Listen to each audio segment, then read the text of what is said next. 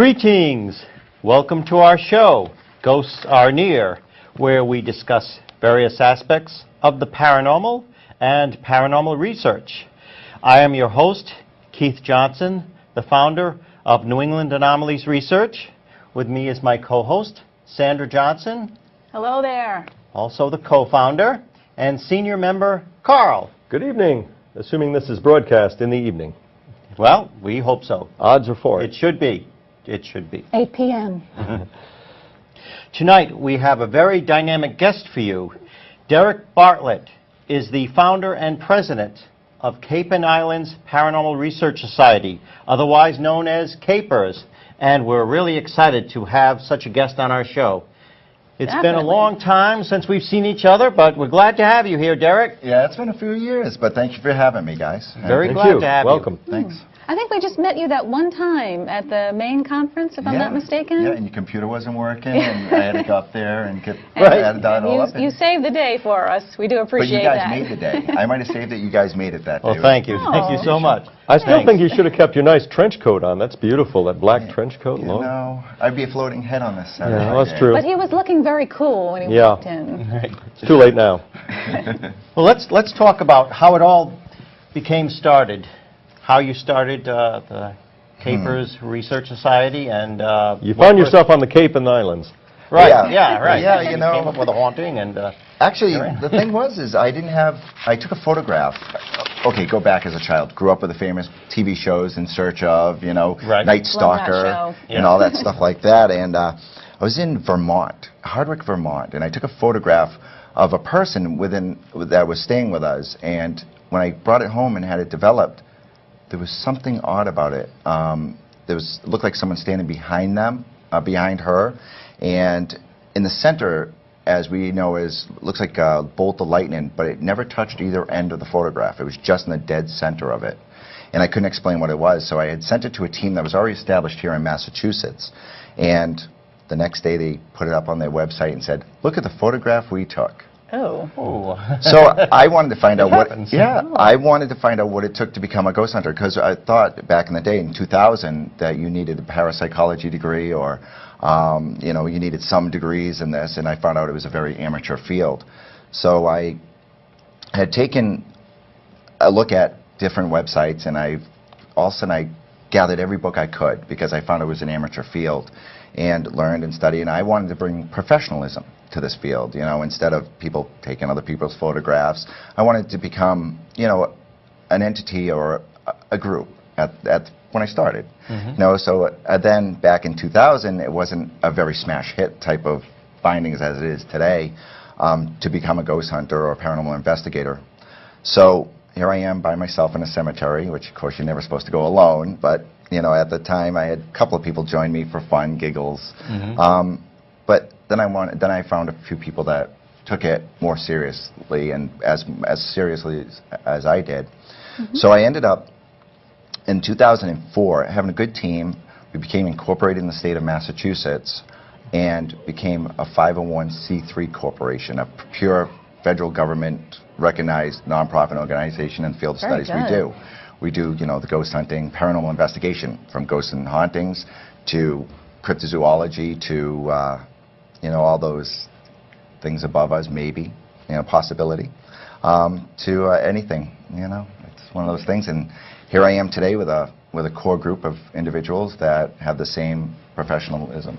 You know, and you guys are right around the corner, right here in Rhode Island, and you know, you bring professionalism to Rhode Island, and I like that. Yeah. Thank you very much. You're welcome. Yeah, thank you. You do some television and radio, don't you? I've been on television. I've been on radio. You should. You've got the voice for it. Well, thank you very much. Thank you. But I have more of a face for radio. That's good, though. You were actually part of or your group, you'll have to fill us in, part of a documentary in 2003, if I'm not mistaken, or you helped out with a documentary around the Bridgewater Triangle, if I'm not mistaken? I had a small a student from Fitchburg, Aaron Cadju, actually had wanted a project about the Bridgewater Triangle, 200 square miles of Massachusetts, that is supposed to allegedly have paranormal activity. And one day I brought my team down to Dighton Rock, and bumped into a guard there or somebody, a warden, and he had told me that a student was actually looking about the Bridgewater Triangle, and he actually gave us business cards and things like that. And yeah, we actually were out in the center of the Hockomock Swamp, which is supposed to be the heart of the Bridgewater Triangle. And we camped overnight inside with permission, of course. You know, you always have to get that permission. And we camped out there, and we worked with Aaron on that. So yeah, it was fun. It was a lot of fun. We debunked a few things. You know, there was those alleged ghost lights, red ghost lights, when we found out that in August, you know, you can look perfectly down paths in certain areas. You can actually see taillights of cars through the woods across from another road. So very good. However, there possibly could be other red lights seen in the sky and stuff, but at ground level, like people were saying, you can actually see.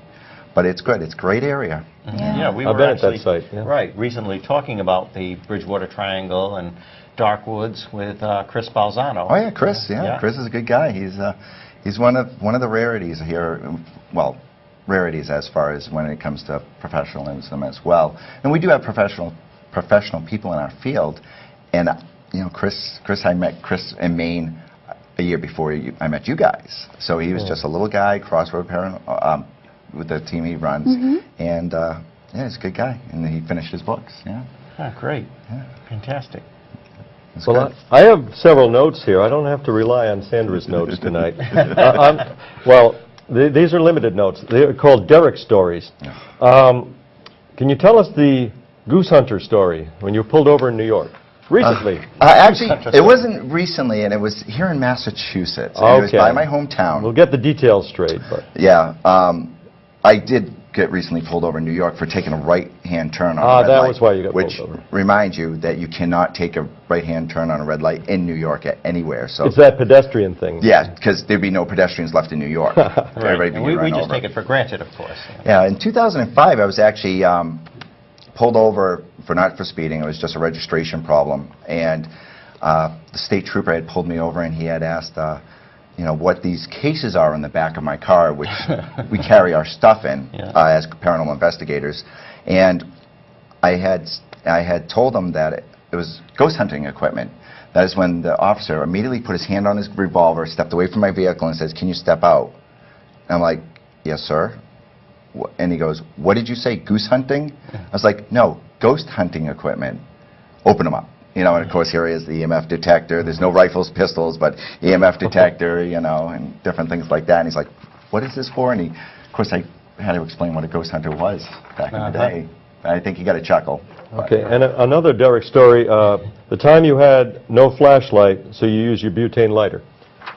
Yeah. This is your life, Eric. You know, always carry a flashlight. That's the first thing we talk about is carrying out lighting. And we're in a town, a building. We were asked by Barnstable to investigate, and the basement is no windows, anything. It's pretty deep in the ground. And I'd been in the building all day long, and it was nighttime. We were going dark, no lights. Cameras are rolling. Luckily for the team that we were rolling, because they got to see what I did next. My team members, I was walking to go back upstairs, and they had asked me to, if I needed a flashlight. You know, one of them tripped out and said, "Hey, do you need a flashlight?" And I said, "No," and I pulled out my lighter, and you can see this on video, and I light my lighter up, and then all of a sudden it goes out, and you hear a boom. All of a sudden on video, we watched it after, you see me staggering back and forth. All of a sudden everybody turns their flashlights, points at me on where I'm wobbling around going, "Are you okay? Do you still need a flashlight?" I said, "No, I'm okay," and I'm crawling across the ground, going upstairs to sit down because, of course, in being smart, I got my lighter. Yeah, yes, I almost knocked myself out. It does happen. To the best of us. You know, I have to say that it was about 5'5", you know, the height of this basement. I'm 6'3", so I'm already bent over. I can't go half my, like 3 feet. That's how low you had to go under, and I just misjudged it. But yeah. Should have had me there. I'm 5'7", so. You know, next time. Definitely go to this courthouse. Do the limbo. Yeah.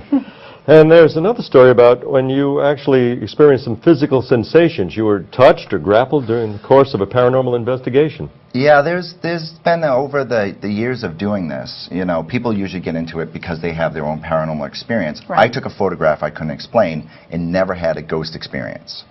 So starting paranormal investigations, I actually started hearing voices, you know, footsteps, my own name being called, different things like that happened to us ghost hunters.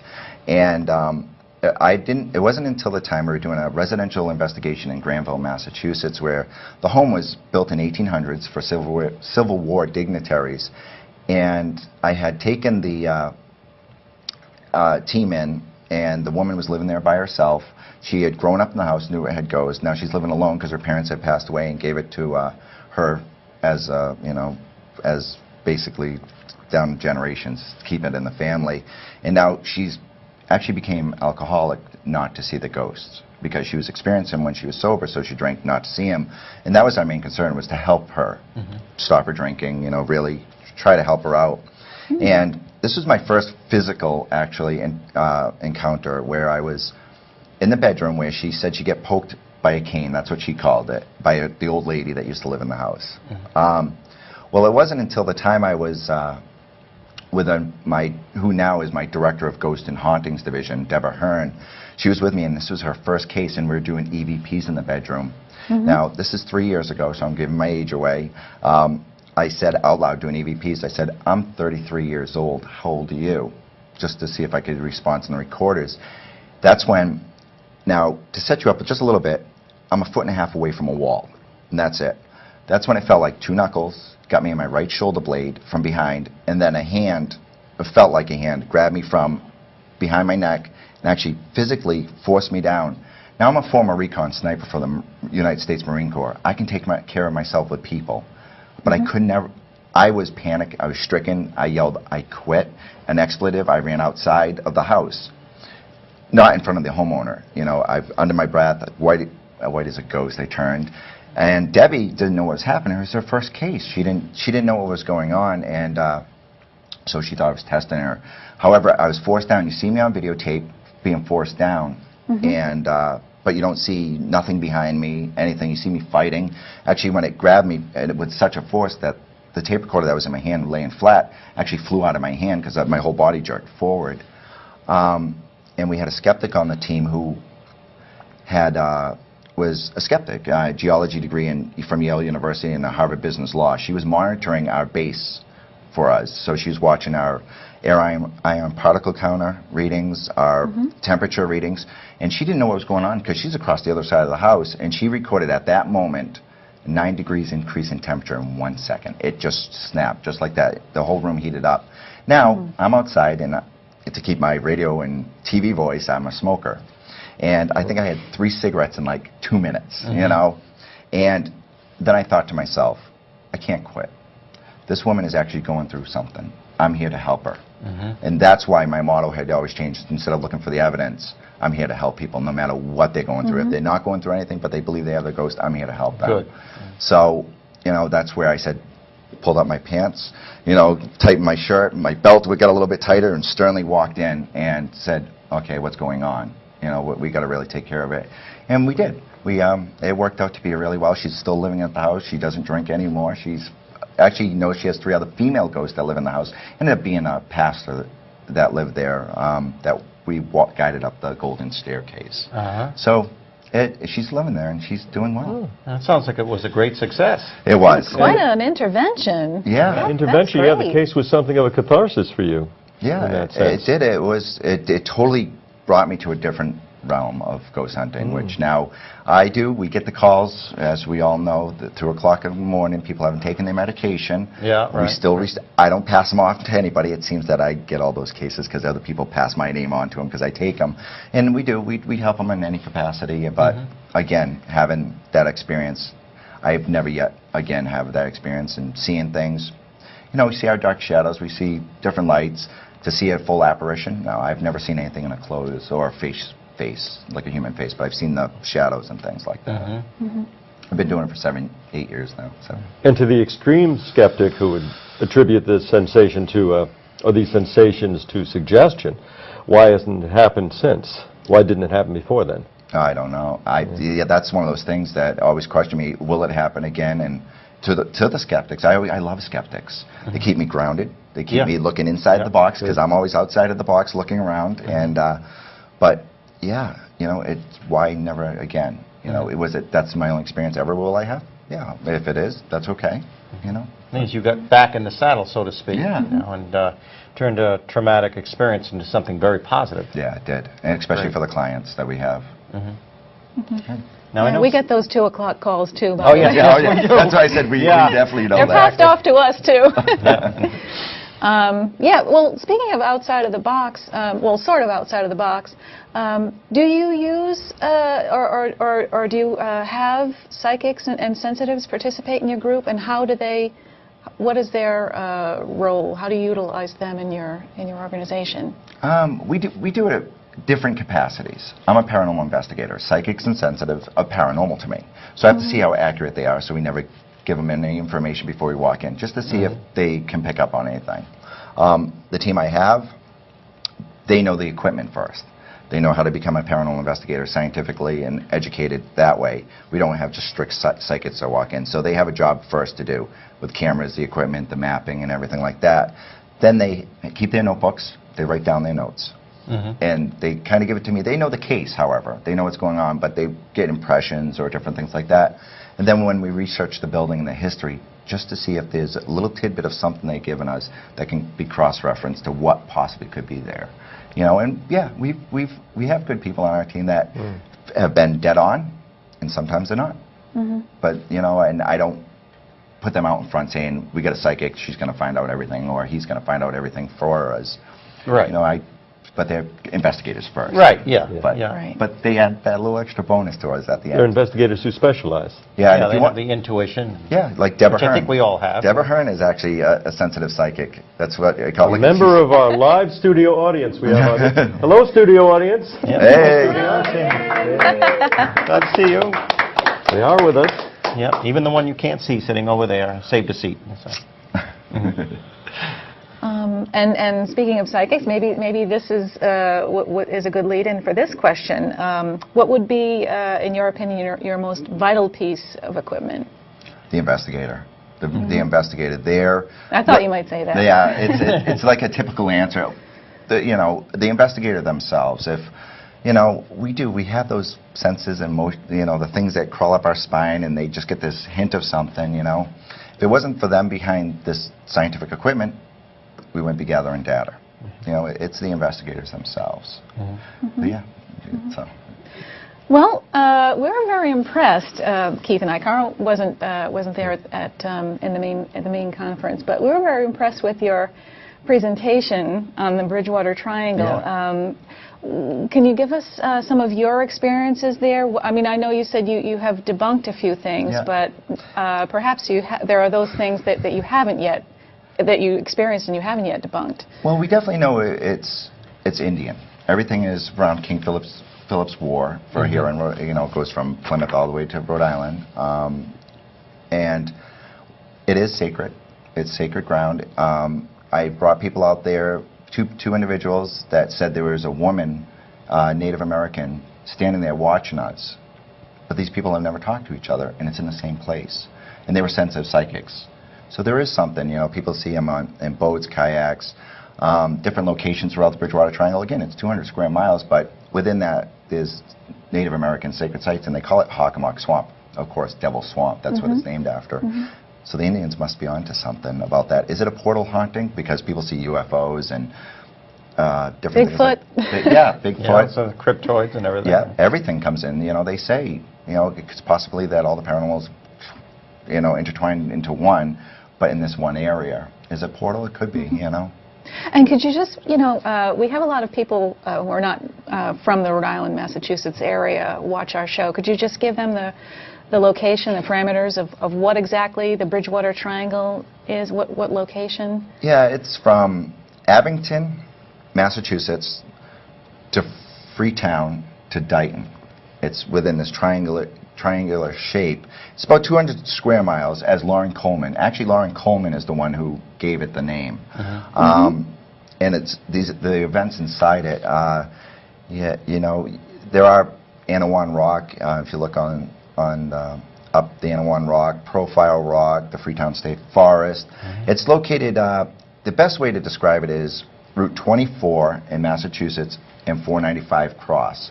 It's a little bit up north on 24 from that area. That's the swamp area, or by the Raynham-Taunton dog track. But don't go out there. You need permission by the state to get into the woods. But you can go day traveling, but you can't be there at night. Right. Okay. And, you know, we recently talked to Chris Balzano around the same subject, you know, talking more specifically about the Freetown Forest. And I asked him, you know, what he thought brought all this activity into the area. And, you know, I said, you know, some people have suggested ley lines, you know. He suggested, like you did, the Native American connection. What do you think specifically? What's your theory around why this activity is concentrated in that area? Well, Freetown State Forest, I mean, you got the horrible events that have happened from individuals and finding victims and things like that, that Chris probably had mentioned. Yeah, I bet you it's the stones. There's something to do with rock, especially with N.E.A.R rock. It's put in stone. Pudding stone. It's the type of stone that clumps all these rocks together and looks like they've been molded by concrete. It does. It looks like, you know, sediment. Yeah. You know, and it's very unique for the area. You'll find other stones that are very unique, dropped off by the glacier period. You know, you know, you guys have, I believe it's Mount Hope in Rhode Island. Is that an area, Mount Hope? Yes. That's where Chief N.E.A.R actually had his, and it's all crystals. There's all crystals in there. There's a lot of crystallization. And, yeah, so it's... You get the magnetic pull, and we've never had anything electromagnetic, compasses or anything fail.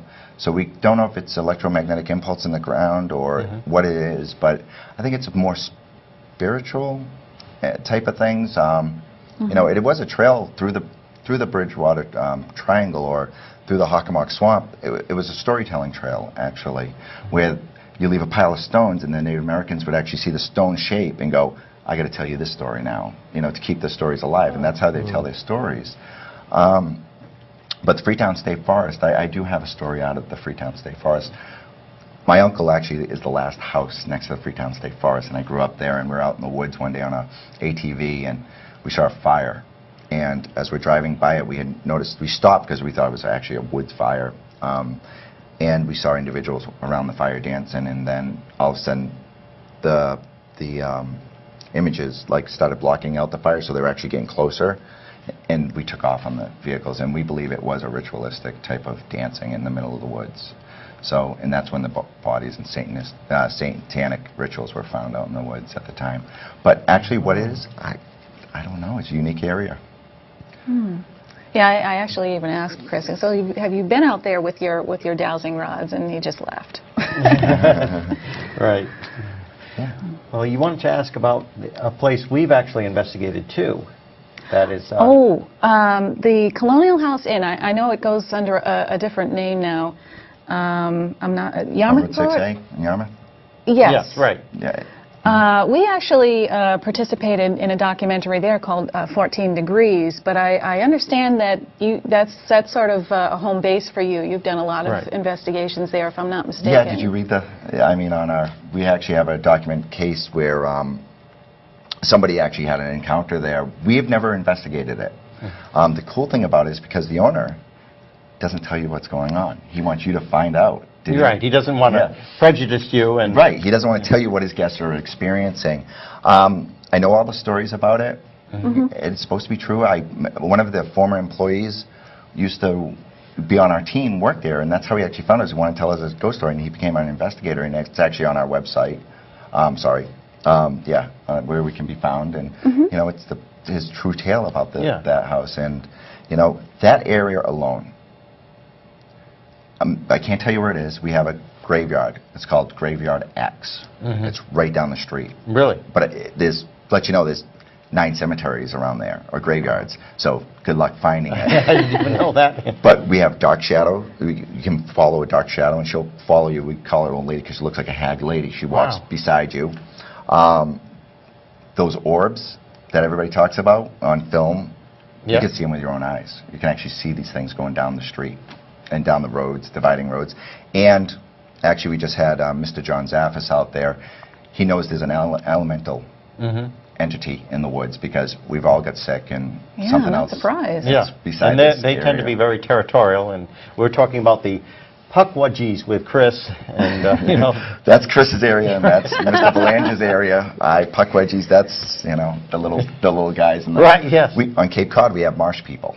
Really? Creatures that live in the marsh that have been seen coming out, dragging horses, and people go missing in the marsh I've every never 5 heard of years. that. Wow. That's interesting. Seaboard, yeah. Well, you'll have to give us a tour there sometime. What do you think, studio audience? We want to do wanna an go out there and on-location. investigate? Absolutely. Yeah, everybody wants to go now, see? Yeah, feel free. I mean, you know, if after, you know, watching this and you know how to get a hold of Keith, and Keith can get a hold of me, and we can all go out Sure. if you want. Wow. Yeah, we definitely want to do more on-location stuff this year. You know, Bridgewater would be great if we could do that. You know, you would be the perfect guide for us. Sure. I mean, you name it, I'm there. You know? Okay, cool. Unfortunately, we have to wrap it up because we're out of time already. I told you this would go by fast, didn't I? Yeah, but it Well, was, this that's is my why second we have our prediction. guests on over and over again. Yeah, because you we will just return. scratched You'll the come back and surface the see first us. time. next invite, I'll be here. Bell's Fantastic. on. Great. Excellent. Great. You've been a great guest. Thanks so Steve. much, Derek. Thank you. Derek Bartlett, everyone. Newman. Sandra, your cue. Okay. As always, we'd like you to know that we at New England Anomalies Research, or N.E.A.R, are available to investigate your home or business. You can reach us at ghostsarnear@cox.net, and there we go. There's our contact information. You can reach us if you would like us to investigate, or even if you have a show suggestion, or you would like to be a guest on Ghosts or N.E.A.R, like Derek here. So give us a shout, ghostsarnear@cox.net, and we'll believe you. Any last words in the last 20 seconds or so? All I ask is be careful. Just True. be careful. You know, it's like a typical TV show. Be careful out there. Right. Be safe. Just be safe. Be Yeah. safe. And use your heads first. Right. Good advice about getting permission. Excellent. Yes, always permission. Right. Well, that's our show for this evening. We look forward to seeing you next time. Until then, stay safe, as Derek just advised. God bless. Good night. Good night. Night. Good night. Now we'll talk amongst ourselves.